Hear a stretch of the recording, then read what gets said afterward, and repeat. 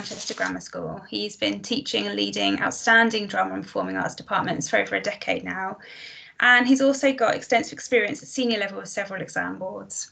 Plus was responsible for writing one of the reformed GCSE qualifications in drama. In addition, he now works with schools, colleges, universities, theatres all across the country as a drama consultant. Not only all of that, he's also our series editor for our Method in Drama Student Edition series. And he's now published his first book, which we're talking about today, The Drama Teacher's Survivor Guide, which is publishing next Thursday.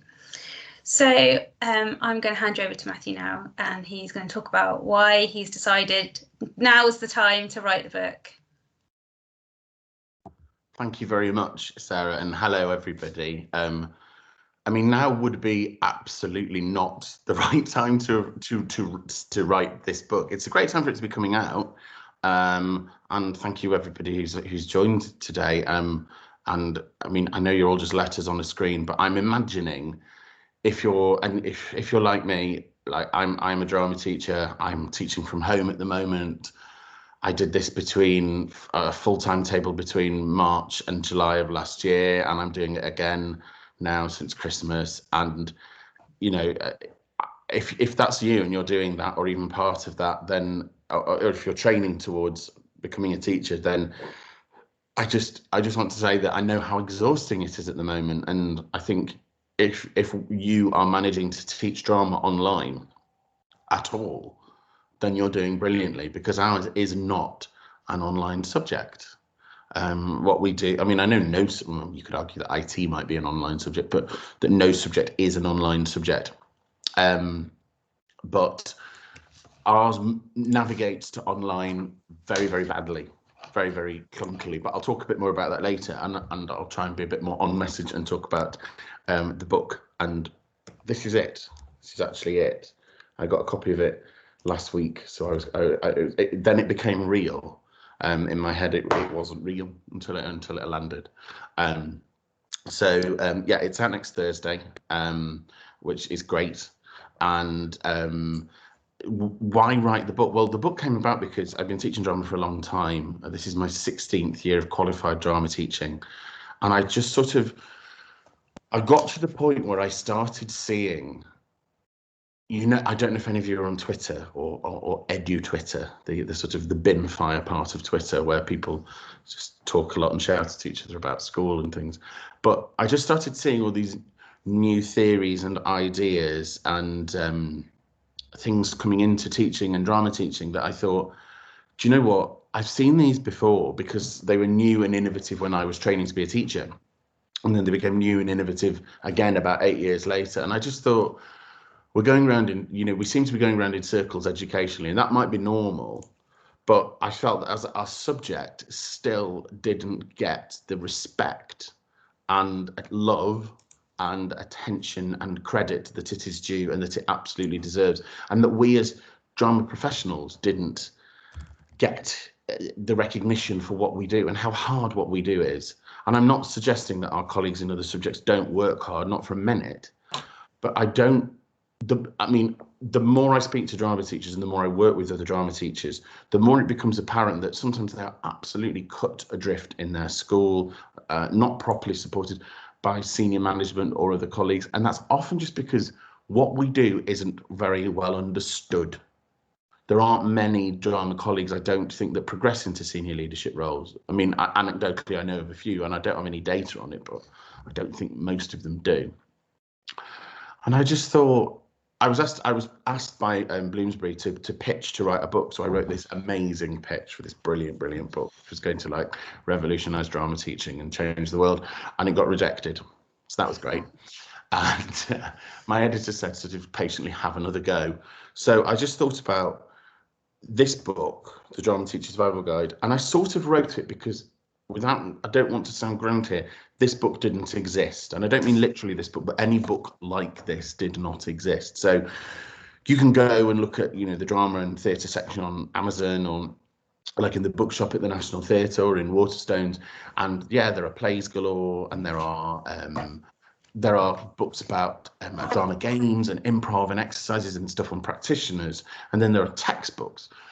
but there isn't actually anything about what it's like to teach in the profession. And I thought, well, I've been doing this nearly 20 years, and why doesn't that book exist? And it sort of became a, well, this is the book that maybe we all need. And I'll tell you why I think we all need it, because at the risk of sounding, and I know that the world's got bigger problems than our subject at the moment, and I'm not, immune to that. But our subject is in something of a crisis. It's on the decline year on year. Entries at GCSE and A level are going down and have done for the last few years, and that worries me. Just today, I got an email asking would I sign a petition because the DfE are talking about removing funding for post-16 qualifications, which have very, very low numbers of uptake. Now, drama isn't one of those. It's a long way from being one of those. So I imagine, sort of just potentially like geology or quite what I would call niche ones, but we don't want drama to end up where geology is now in 10 years' time. I don't think we as a profession, and I've just talked about how hard we all work and what we all do, and it's a great job at its best, but who is going to put the brakes on the decline and try and reverse it? Who's going to fly the flag and beat the drum for drama teachers? And I think it has to start with us. When I started teaching, I started teaching as a qualified teacher in 2005, and I joined a performing arts department in a sixth form college, which had across all of its subject about 40-50 students on roll. I left that place 4 years later, and we had about 600 students on roll. And that was a trend that was happening nationally as well. It wasn't just this college. It was a good sixth form college, but we caught the wind of, and I hate to mention it, but things like X Factor. And I know all the problems with shows like X Factor. I really, really do.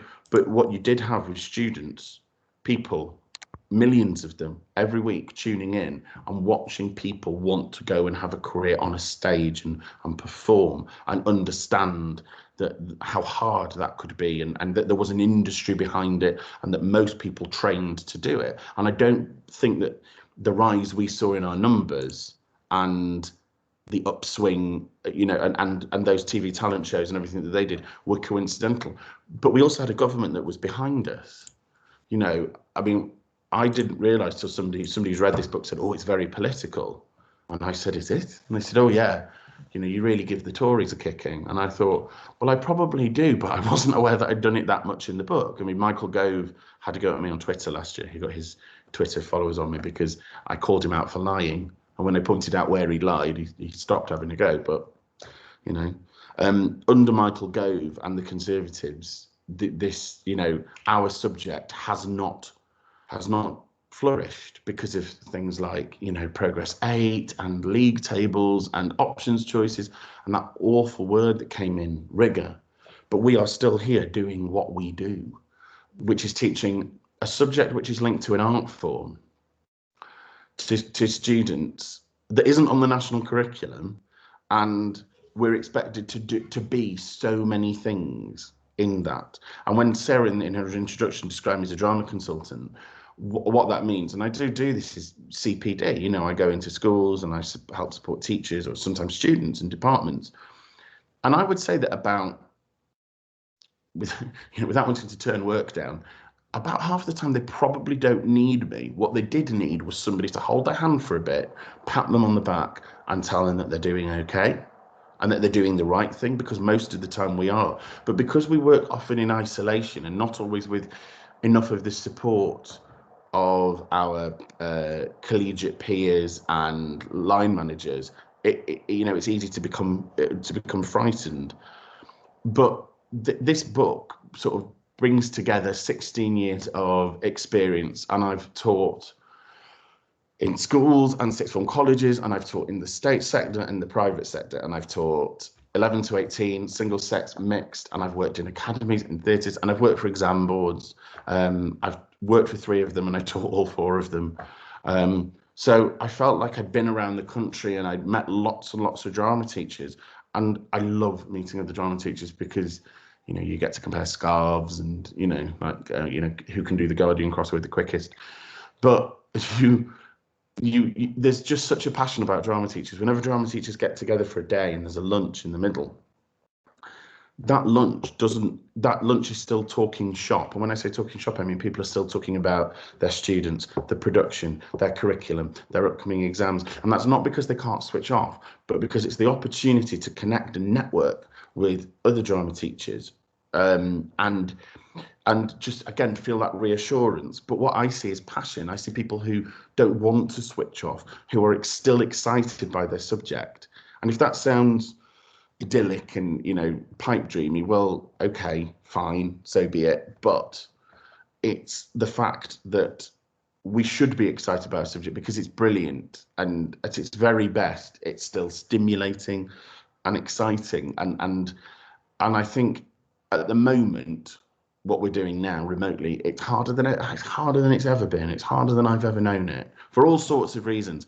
I mean, this book was finished 2 weeks, I think exactly 2 weeks before the lockdown started, and having sort of it been in a process of about 4 or 5 years in terms of, you know, pitching and writing, suddenly it felt like somebody had opened the doors and sunlight was let in, and I had all this magical freedom. And what on earth was I going to do with it? I was going to, you know, I was going to finish all those box sets that I've meant to finish and read all those improving books that I've started and not finished, and then boom, pandemic. And this is not a book for the pandemic. You know, it's called The Drama Teacher's Survival Guide, and it will absolutely be useful in a pandemic. But I just want to be really clear that it was written before this, and it doesn't mention this.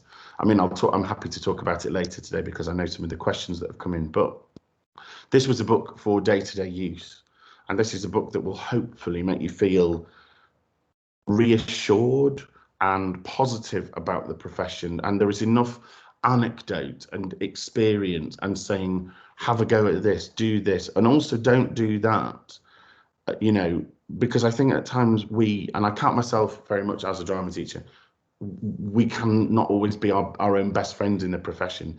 The amount of extra and additional work that I see drama teachers doing for free is extraordinary. And I think we have to think long and hard about that. We love our students and we love our subject, and we understand that sometimes it feels like a vocation more than it feels like a job. But at the same time, you know, we have to stand up for the profession, and it has to be given the respect and the attention that it's due in our, you know, in our schools. And or you know, I mean, this is a book aimed at secondary school teachers teaching a curriculum in England. It might work in, you know, it might apply to sixth form colleges rather than schools, but I use the word school across the thing. And I think the subject's in decline, and it's time for us to galvanise and pull together and shout about what we do, and also sometimes be a bit smarter about how we do what we do.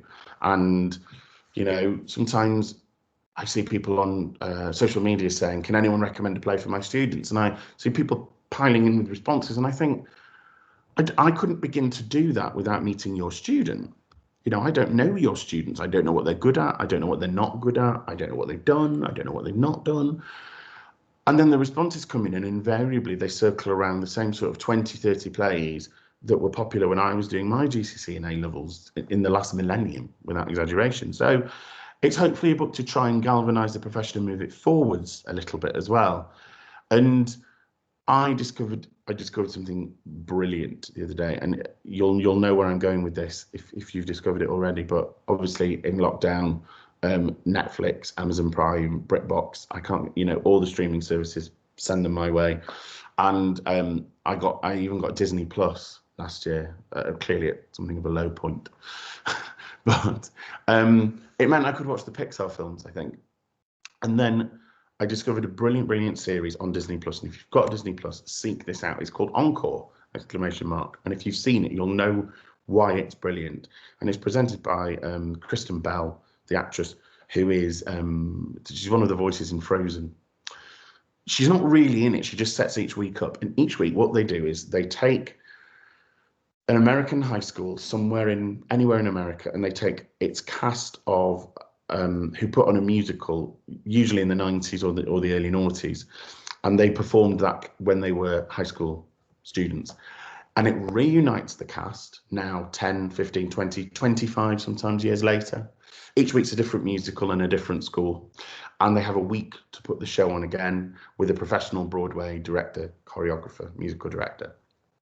So in the one sense, it does that. But what this show is about schools and performing arts and drama, and the communities that we build when we teach drama, the micro communities and the other communities we build when we do productions, and watching these people come to do it again as adults and reflecting on who they were. And most weeks the drama teacher comes back and they talk about the drama teacher, and they talk about that special unique relationship that they had with their drama teacher, who let the drama space in the school be a place where they could express and flourish and learn about who they were.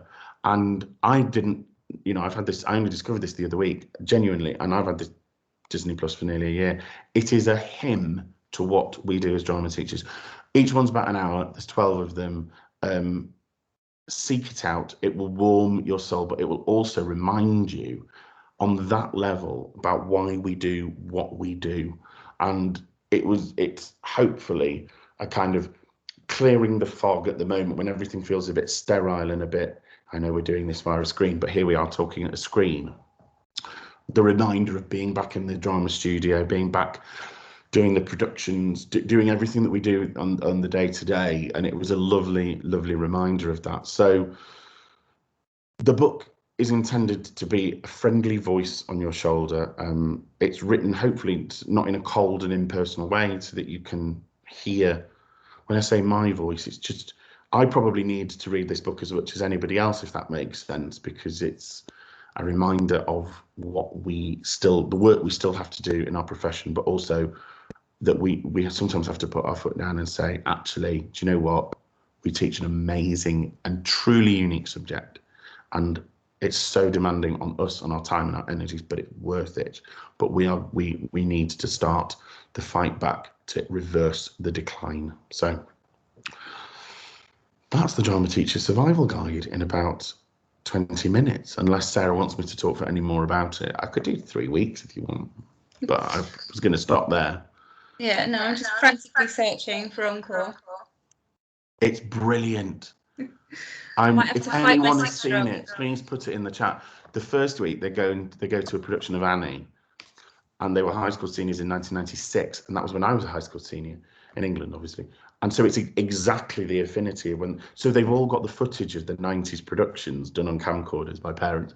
So you get to see the original show, and it was like exactly me watching these people, and you see the homecoming king and queen who then split up when they left school, reunited frostily 20 years later. It's and I hate Annie the musical. I was finding out that Bloomsbury owned the rights or something, but I hate it. But even though I hate it, it's still a brilliant, brilliant hour of television. Amazing. I'll go and try and fight my 6-year-old for the remote control. I feel like there's an echo. Can you hear me? I'm not getting an echo. Okay, maybe it's just me. Anyway, we're going to start the Q&A because we've had lots and lots of questions come in already.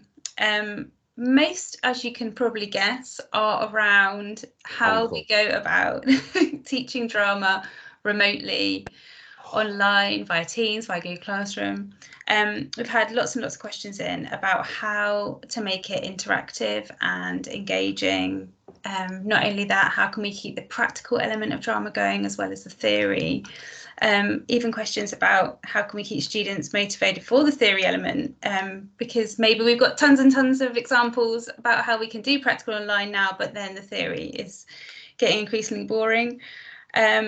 How can we make students feel more comfortable doing practical at home because they're online?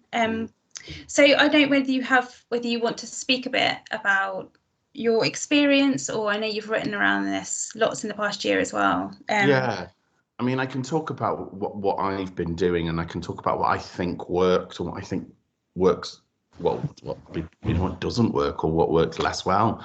I mean, I think the first thing we need to recognise is probably alongside maybe dance and maybe PE, our subject is not just practical, but it's also reliant on collaboration. And also, perhaps slightly differently to PE and sometimes with dance, depending on the level, there is a mixture of practical work and traditional academic, written work, theory work involved, certainly at GCSE and A level. So I think when we think about what we deliver online, we are almost going back to the drawing board with our subject, in a way that I see other colleagues uploading worksheets, textbooks, scans of textbooks, and stuff for people to do at home. I think their migration to online learning is not as sharp a curve as ours has been. And I think sometimes the best way to start is to remember that we can't do everything online that we would normally do in schools. We just can't. And once you sort of accept that and go, okay, so what can I do and what works well around that, you are onto a bit of, I think you might feel a bit less. Certainly, once I came to terms with that, I felt a bit less stressed about it. So, I mean, live theatre, in inverted commas live, is a good place to start, because students need to eventually gain and develop an appreciation for live theatre. You can talk about practical skills and all the different things that people do beyond performing that are associated with making professional theatre. The National Theatre is a great resource in terms of what it's released for schools, but there's also lots of private login collections of resources that students can watch at home, and then you can discuss and set projects with, and that works quite well. And so does reading plays. But I do know that by talking about watching theatre and reading plays, are we slightly veering towards this being English lit?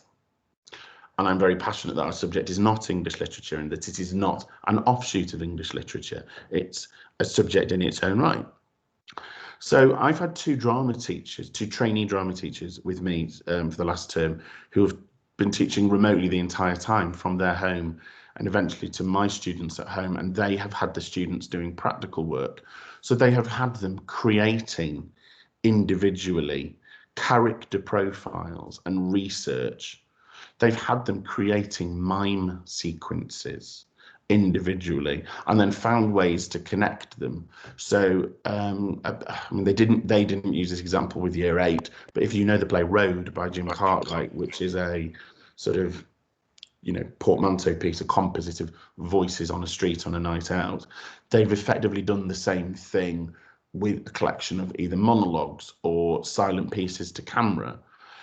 And it's about encouraging kids to perform. But I think we've also got to recognise there are limitations in the technology. I teach on Microsoft Teams, which is fine, but it's also dependent on connectivity issues, connection speeds, Wi-Fi, the resources students have or don't have at home. Some schools won't let their students put their cameras on. Some students insist on it. The playing field's not even. And then you might get students who don't feel comfortable putting their cameras on. They might feel embarrassed about where they live, or how they live, and might not want to share that with you. So you've got to start, well, I've had to start thinking of trying different things and working out what works best for my students. And I think that's the best approach. Shorter tasks, but tasks that can take the student away from the screen so that they can be doing something, have helped. So next half term, because I don't think we're going to be back in schools until after Easter, realistically. I don't really think that's going to be the case. Certainly high schools. I'm going to try and get my Key Stage 3 students to create their own puppet shows. And by puppet shows, I mean a friend of mine, a puppeteer, he did a piece last year of children's puppet theatre, and it was called I Want My Hat Back. I didn't know the book it was based from, but Sarah's nodding, so you've got kids and you've probably heard of it. And I don't know if you've seen this piece of puppet theatre, but he created it on, when I say in a very deliberately crude way. You can see his head. He manipulates the puppets with his hands on a stage set. It's about 3 to 5 minutes long. He filmed it on his iPhone, on his kitchen table. To change the colour of the lighting, he used Quality Street wrappers in front of the light. And it's been streamed about 100,000 times worldwide. And I thought, this is genuinely creative and genuinely something that students can do individually and can record and upload. It uses exactly the same technology that he did, so it's not requiring any upskilling. And I know it, and it is still performing, if perhaps not in the way we might think about performing. I mean, I've seen a lot of teachers doing monologues, and that's that's fantastic. Getting I suppose getting their students to do monologues. I don't mean I'm seeing lots of teachers doing, here is my Macbeth. My students just wouldn't enjoy that, and wouldn't be very good at that, and wouldn't be. I just don't think they'd gain much from it. So I've done a mix of things. I've used the resources of live theatre. I'm going to try and get some verbatim theatre out of my Key Stage 3 next term. My Year 8s are currently looking at theatre trailers and how they're put together, and then researching different theatre roles from within the theatre maker roles to pull from the trailer to work out who they might want to be and what qualifications do you need. And I know this isn't what I would be doing if I was in a studio with my Year 8, but it's keeping my Year 8 engaged, and it's focusing on drama and theatre. I mean, you also mentioned about the theory aspect at the other end. So I've got an A-level group who are still needing to finalise their coursework, who still need to revise parts of Antigone. I've got GCSE groups who need to do their set text. And actually that sort of stuff I have found easier in some respects to deliver, because it is more chalk and talk, or PowerPoint and speak into the void on Teams. What is harder is to maintain their enthusiasm, and I think we need to give ourselves a bit of slack here, because it's harder to capture their attention and maintain their enthusiasm because they're sitting at a computer all day and they're being taught at a computer all day. It's better, I think, with those things. I've taught live theatre and set texts. I did it last year and this year through Microsoft Teams. It's better to try and set students off on research tasks about things, to come back and do presentations, and ideally group presentations, so they can work collaboratively on Teams. And then they come back and present, and you can facilitate discussions, you can share your screen and resources, so that you're working towards them being able to do practice exam questions. I mean, but it is dry. I mean, we have to cut ourselves some slack. Teaching the theory part is dry at the best of times, and most of our students are practically oriented. They prefer the practical work. They enjoy it. Most of us will be teaching lessons in studios usually, so they're used to doing practical work in studios. So we have to migrate and do things online, and we have to remember, everybody, them, us, we are living through a global pandemic, and I know you know that, but we lose sight of it. We forget that the built-in stress and anxiety levels of all of us at all times have reached a new normal, a new heightened normal in the last 12 months. And that is, we shouldn't overlook that suddenly we don't know what's going on in our own lives. Might have seen some real turmoil, and that our students' lives might have seen some real turmoil, and we need to cut ourselves some slack and say the conditions that we're teaching in and who we're teaching is not only physically and geographically different, we're teaching in a pandemic. I think the real work is going to come, and I don't want to sound like too fatalistic about when we get them back, and when I say back to normal, and vaccination programs have been rolled out and we're teaching in studios again, it's going to be the gap in the learning that we're going to need to then work out.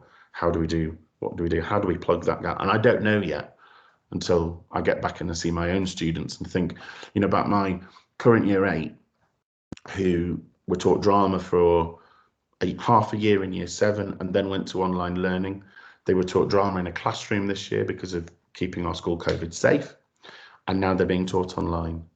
Their experience when they come to pick the subject as a potential GCSE option is not going to be what it has been. And next year they're going to be massively de-skilled practically in terms of where they would normally be. So I think that's where my guess is that's where my own push, or my department, my school's push, will be with our own pupils, and that we're all going to be playing catch up. And that's again when we're going to need to bond as a profession and make sure that we aren't the decline doesn't continue. A little interesting footnote to that is I had my own Year 8 parents' evening last week, which was done remotely, and it was non-stop. All of the slots were filled. My school, you opt for drama in Year 9, so we do choices then. And departmentally, we were stunned at the number of students who said they were very, very definitely going to take it, or very probably going to take it, much more than normal. And we were worried that it might have been the other way, that we might have seen more of a decline. And then we were chatting and we said, is it perhaps because they have been starved of that experience and they're desperate for something which is engaging and creative and collaborative and fun, and that they want to be able to do that they're picking it in numbers? So I'm optimistic. I think there is hope there. Our subject has survived over 2,000 years. It will continue to. We've just got to do our bit now before we pass it on. Or you've inspired them so much online that they want to carry on. I don't think it's that. I really don't think it's that. There are times when you are just, I mean, I know I'm doing it now because you ask people to turn their cameras off, and that's absolutely fine. But when you're teaching and it's just a sea of dots with no cameras, and a colleague in another school told me about a boy who had gone online at 7:30 in the morning and watched computer game tutorials on YouTube. I say tutorials, I don't play computer games, but you know, people, there's a computer game called Fortnite, very, very popular, but they film they record the gameplay and it lasts hours. And apparently he watched those videos until he logged off at 10:30 at night. And he had lessons during the day, but he's clearly not engaging with them. And I think so when we're asking ourselves, how do we teach theory? You try teaching theory to that person. Absolutely. You can't. Yeah, it's where the individual students come in, isn't it? Just on maybe a note, while we finish this section off, on assessment online, because I know there's obviously been lots of talk in the press about exams and formative assessment. I don't know whether you've had any experience or want to add anything there. Well, I can say, and I should declare, just in the interest of balance, that I work for Ofqual as a subject expert for GCSE drama, but I can say quite confidently and honestly, I haven't heard anything through that route. I don't know anything about, so anything I say is me. I mean, last year we were all thrown into this situation and we had to centre assess grades. Now, I've worked for exam boards, so I understand how exam papers are set and marked, and the marking is checked, and grades are awarded at a national standard. But last year saw all of that responsibility fall to schools or teachers or a combination of both. So we had to do that for our GCSE and A-level cohort.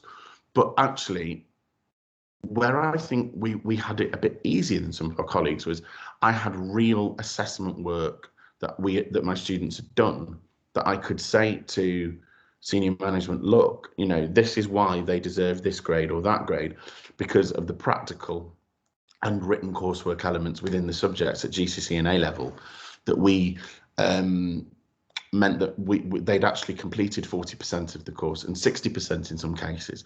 So rather than using mock exams or just, when I say plucking a number out the air, I know that's not how central assessed grades works, but we had something really solid to build on in terms of foundations. And I think we're going to be in the same position this year. I mean, my A-level students, my upper sixth, were meant to come back after Christmas and go straight into their mocks. Well, that hasn't happened. And I know that will be a common picture for schools across the country, that A-level mocks are going to happen at that time. GCSE mocks have usually happened usually before Christmas.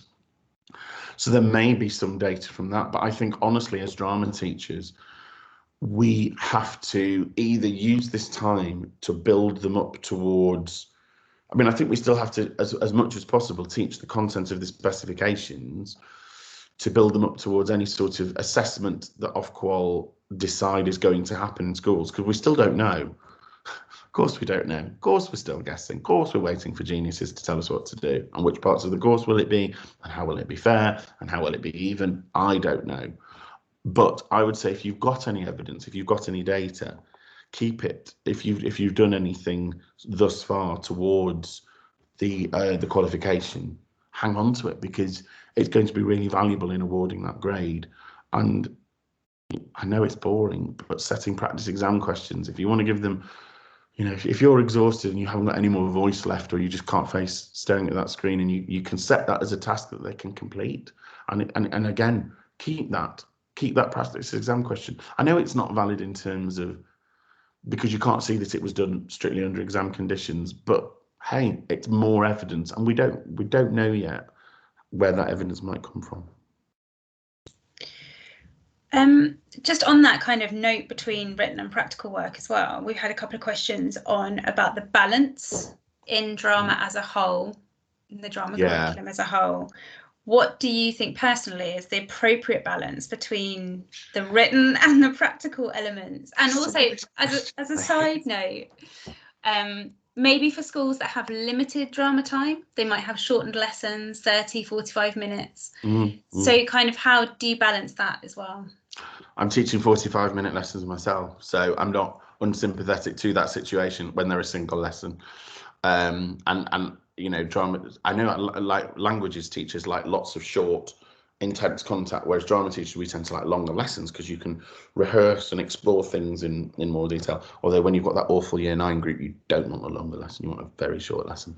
I'm not always very popular when I say this, but I'll explain why. And obviously the reform of the qualifications that happened a few years ago, it was GCSE and A-level, meant that lots of people now think that drama is less practical than it used to be.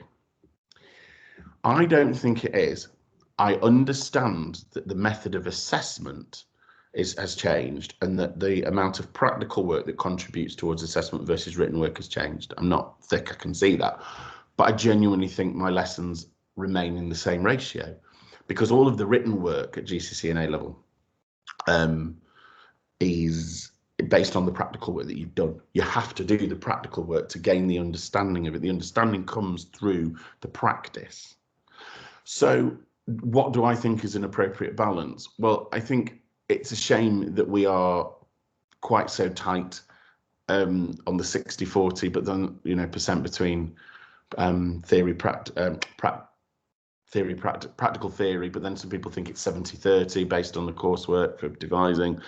But we are where we are, and whether what I think is largely irrelevant, because we are where we are. What's important is that when the next reform happens and teachers are consulted, that teachers, you know, that we respond and we say, here's what we think it should be, and here's why there is every argument that there should be more.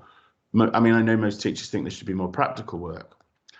And the reason I'm not very popular is because I think, because our qualifications at GCSE and A-level have the written element, they're more valuable. When I say valuable, I mean they are demanding more of our students than other qualifications at the same level. So people will often make the comparison with art and say, well, art is all coursework, it doesn't have a written exam, it's entirely practical, they're creating. And I say, and that's great. And I can't draw. I'm in awe of artists. I think they're brilliant. I think the people who do art, like year 8 art in year 8 at our place, are better than me. But I don't know that the qualifications in art at GCSE and A-level are as flexible as the drama and theatre ones, because you have to do an awful lot at GCSE and A-level. You know, you have to make your own theatre, interpret other people's theatre, understand the roles of theatre makers, devise, reflect on the devising, perform, understand live theatre. There are so many facets to that can only be done through the practical and the written, that I think they become very valuable qualifications, and perhaps more so, dare I say it, than art, which will teach you how to have creative impulses and follow the creative journey and create art and refine the work. And I know I'm being oversimplistic about it because I can't draw stickmen, but I think that the balance is where it is, and we can't do much about that. But because we should try and go, but actually look how sought after our qualification is by employers, university admissions departments, because hey, drama students are not scared of standing up in front of they're not scared in job interviews. They can blag it. They can make stuff up and do it with confidence. They can present. They can pitch. They can be resilient. They're good at teamwork. You know, if they're good at drama, they're good at teamwork. They're good at working creatively and collaboratively. They can, not my own students, but meet deadlines, most of them. So I think we have to, rather than bemoan the fact that there isn't more practical content, understand that why the written content that is there can be a huge advantage for us. And I know that's not a popular view. There'll be people out there now who won't buy the book because of that, but there, I said it. Marmite. Vegemite, if I have a choice. I'm not vegetarian, I just prefer it. We had a question on live theatre, and I know you've touched on it already, but I wondered whether you had any tips on how we can replicate live theatre quality online now that we can't go and see it ourselves, or if there are any examples. I know you gave a few, but if you know of any others, or could share a few. Yeah, well, I mean, good on the National the National Theatre last year. What they did was they sort of opened up their National Theatre Live archive. They broadcast, I think it was on Thursday nights, to the nation for free on YouTube, and they were hugely popular. They cherry picked the archive very, very cleverly and very well. There's some gems still in there that they've not released, but they've also released stuff to schools, and there's also organisations like Digital Theatre Plus, which I know are very, very expensive, but they do have high quality recordings of professional live theatre. I know I at the end of last academic year, I signed my department up to the National Theatre Collection through Drama Online, and just to point out, it is connected with Bloomsbury. I don't get any sort of discount for it. I did try. But it's fantastic because there is a wealth of national theatre stuff in there, high quality professional theatre productions.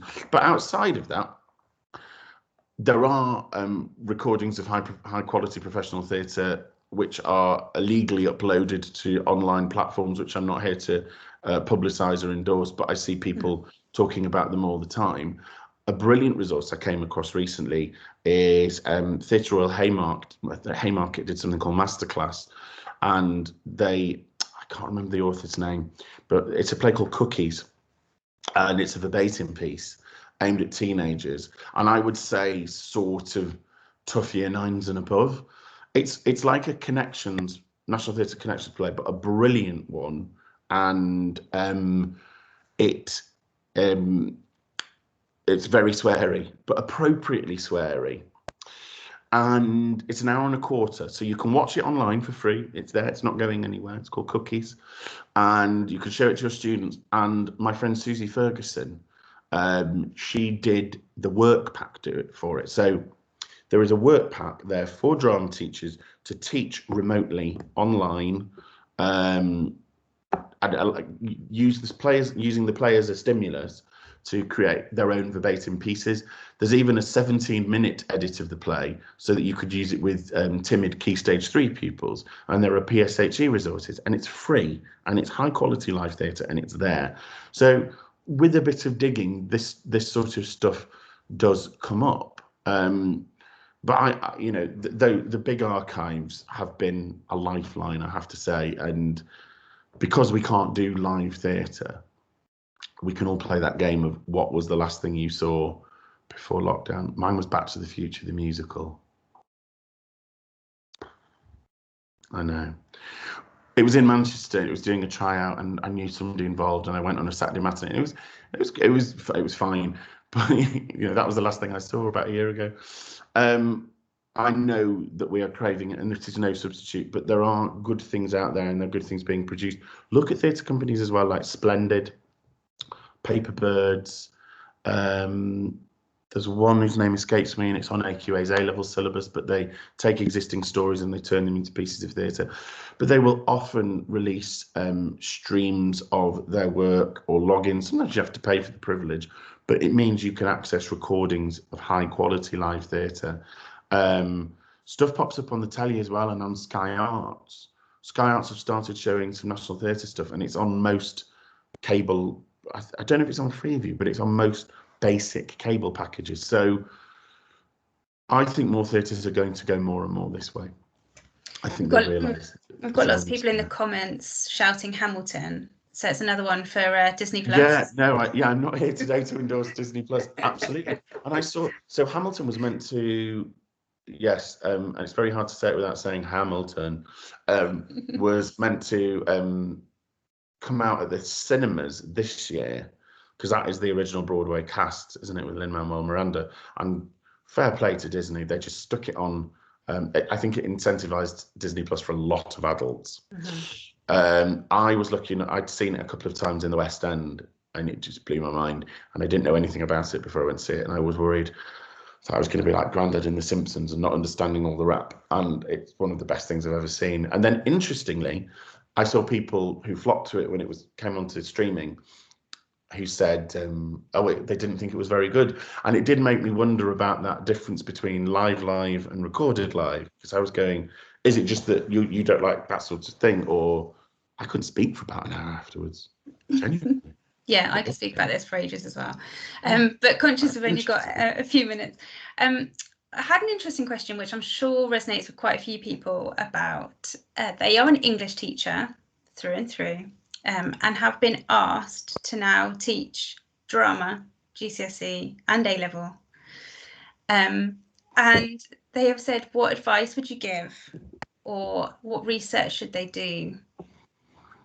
That's such, massive. Yeah, it's massive. And you know, I sound awful when I say I'm shilling for work, but you probably do need, I don't know what support you've got in your school, whether you've got other drama teachers or senior management who are going to provide that support, but it's certainly, I wouldn't know where to start teaching an English curriculum beyond, I could pick up a specification and read it and try and make the best go of it from that. But our skill set as drama teachers is specific and not the same as English. And I think, first of all, you're going to need support, you're going to need help. And that's where, you know, either can you go on training courses, there are online ones running, can you speak to exam boards, and will they provide support? Because exam boards do that, they want your business and they will do things to keep your business. But I mean, in terms of what you can research, join drama teacher groups on Facebook and social media, because there is a wealth of I mean, there's a lot of moaning on there, but fair enough, I'd be moaning at the moment. But there's a lot of resources freely shared, freely uploaded, and I think that's not a bad place to start, really, in terms of trying to get the support that you need. It's very hard to say what should you go and research, because I don't know what boards you'd study or what texts you'd study, but make sure that your school is not just fobbing this off on you, because and this is a huge bugbear of mine, and I moan on and on about it in the book, but that we are not a Cinderella subject and we are not an offshoot of English Lit. And I applaud you, you know, for even being willing to take on the teaching of it as a subject, but that you need appropriate support and resources to do it. It won't happen by magic. Sorry, I'm just looking at the chats because someone else has said that they are an NQ2 as well and currently juggling the two subjects. So I'm sure your advice there has been appreciated. Another big question, and I know you touched on it again, was how we encourage more students to take it up at GCSE and A-level. In particular, someone has said making it exciting for boys to engage with. But we've also had a question on what advice do we do in promoting it to parents, particularly in the industry now, with the performance aspect not being happening and possibly not wanting their children to not take it as a subject. Yeah. So, I mean, any advice there? I mean, and again, there's loads of this in the book. There's a whole chapter which starts with those phrases that you hear from. I just found it then as I skimmed through it. You know, what sort of what can you do with the drama? What can you do with the drama qualification? And it's about having to mount that robust defence of the subject. What will she actually be able to do with the GCSE in drama? I've heard that the subject is entirely practical. Is that true? I know that lots of universities won't accept A-level drama. Why should he do it? Is it more than just about building confidence? I'm not going to let her take a soft subject. They're all myths. I've got students who've gone to Oxford, to Cambridge, to do medicine, and they've had A-level drama, and you know it's accepted everywhere. But we have to. I know we have to play the game a bit here with parents. We have to understand why the parent might have that fear, and often it comes through from misinformation. So the first thing we've got to do is we've got to disabuse people and correct them politely and make sure that they have the right information. Say, no, you can go to university. And it's not just about becoming an actor, although you could train to be an actor. And you have to, remind people that the creative industries, there aren't many true industries left in this country at the moment. The performing arts industry is one of the few truly buoyant under normal times industries that we have left in this country. And open a theatre programme and look how many jobs there are. And there's not just performing jobs, but there's all the other design and technical and backstage and front of house jobs that come with it. And remember as well about the flexibility of the qualifications. It's not just about entering the performing arts industry, although it's good for that. All those things I was talking about before about, the jobs market and pitching and promoting and confidence and creativity and collaboration. It does all of those things. I mean, about the boys thing, I teach in a single sex school. I only teach boys, so I don't really have that problem at the moment, because if I don't have anyone pick it, then I don't know what we do next year. But I understand that the subject block is still there in some schools, but it's often down to the culture of the school. And I would look to your schools and your senior management and your people who say, you need to say, look, are we on a level playing field with our other subjects? Do we get to promote what we do and shout about what we do in the same way as our peers? My department, we produced a video using existing footage that we had of GCSE and A-level exam performances that we'd got from the last few years, with me talking over it. And it was produced very basically on a piece of software that we downloaded for free. But we did it because we thought what this gives parents is, in my talking, all of the information about the subject, but it actually shows them on the video, it shows them what the students are doing. Because a lot of parents, and if they've not done it themselves, or if they're wary of the subject or suspicious of it, like, what are they going to do in a drama lesson? But what is it? And trying to show them is a really good move. So we just have to push on, and we have to make sure that the culture that's created in our school, and it starts from both the top down and also what we do to help ourselves and our subject, that we meet somewhere in the middle to create a climate where students want to take it. And I think we've been on the decline, and we've got to make sure that we turn that corner soon. Absolutely. I think Crystal in the comment has just said that she thought it's always a good idea to host a panel of parents whose children have gone on to study theatre post-secondary, and then they can speak to other parents, which is a really great idea. On the video we did, I emailed past students who were at universities and also now working in the industry and said, could you just give me one quote about your time doing drama at school? They're all on the video. So you can see people who've gone to university to do it, to do drama, university to not do drama, who are working in the performing arts industry, who are not working in the performing arts industry, the whole range of things. So yeah, that's a really good shout. Absolutely. I know we've only got a few minutes left, but we were a few minutes late starting. That's all right. Because we've also got a couple of questions from PGCE drama students and NQTs as well. But they've had limited face-to-face training, of course, and they wondered whether you've got any advice for interviews or any advice they should be seeking from not doing on-job placements or.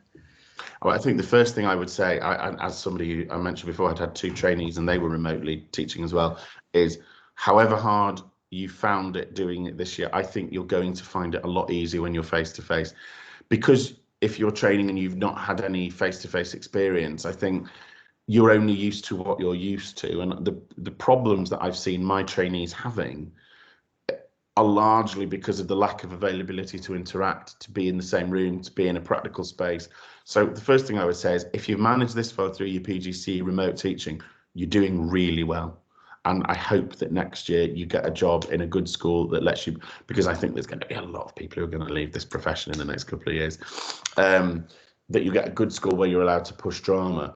I mean, in terms of applying for interviews, I think schools are going to have to adjust their expectations of what you can and can't do. I would say if you're currently on teacher training, you're probably about to start, or maybe after February half term, another placement. And just say on that placement, is there anything additional that you could be doing if it isn't, especially if it isn't face-to-face, I don't think it's going to be initially, that would supplement the teaching? Is it maybe doing a bit of PSHE? Is there any way you could do any sort of extracurricular drama online just to try and bolster your CV and make yourself a little bit more attractive in interviews? So good luck. Yeah, absolutely. That sounded facile. I mean it. Good luck. No, and I think it's a good place to finish up. But I just want to thank everyone for attending anyway, because I know that it's all busy and everyone has remote teaching schedules. So thank you so much, and thank you, Matthew, as well, because I know you. Oh, listen, thank you, Sarah. Schedule. And just to everybody out there, thank you so much for coming today. If you do buy the book, I hope you find it useful. I'm on Twitter. Come and find me, say hi. But if you're still teaching drama online and you've got, 2 more days this week, hopefully 1 more week, and then it's half term, I mainly hope that you're all safe and well, and that we are all of us teaching a very difficult subject online. Keep going. The sun will shine again. Absolutely. And just to say as well to everyone that Matthew's book is at 30% discount at the moment if you pre-order it before publication, which is next Thursday. We'll do a little, there it is. So anyway, thank you so much. Have a great evening, everybody. And thank you very much. Bye-bye.